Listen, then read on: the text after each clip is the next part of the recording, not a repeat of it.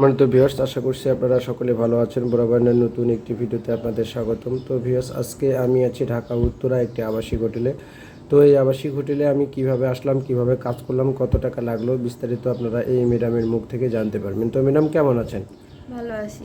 তো আমি আপনাদের হোটেলে আসলাম, আপনার সাথে এনজয় করলাম। আমার মতো অনেকেই আছে আপনাদের হোটেলে আসতে চায়, তারা কি আসতে পারবে? জি, আসতে পারবে। আচ্ছা, তারা যদি আসে কোথায় আসবে এবং কার সাথে যোগাযোগ করবে, এই নিয়মগুলো একটু বলবেন?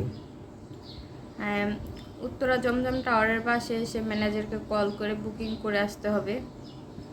আচ্ছা, উত্তরা জমজম টাওয়ারের পাশে এসে ম্যানেজারকে কল দিয়ে বুকিং করে আসতে হবে। জি। আপনি 1 ঘন্টা কাজ করলে কত টাকা নেন? 1 ঘন্টা কাজ করলে 3000 টাকা নিই। এখানে কেউ আসলে কি তারা তাদের পছন্দ মতো নিতে পারবে, নাকি আপনি পছন্দ করে দেবেন? তাদের পছন্দ মতোই নিতে পারবে। ও আচ্ছা। তো এইখানে যে আপনি কতদিন থেকে কাজ করতেছেন?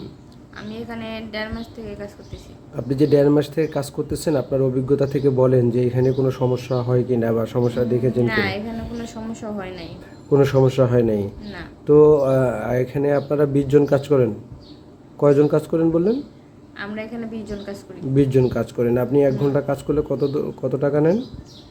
আমরা 1 ঘন্টা কাজ করলে 3000 টাকা নিই। 3000 টাকা করে নেন, তাই না?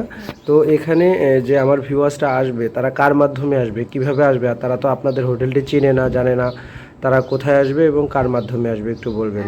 ভিডিওতে নাম্বার দেওয়া থাকবে, ম্যানেজারকে কল করে ম্যানেজারের মাধ্যমে আসবে।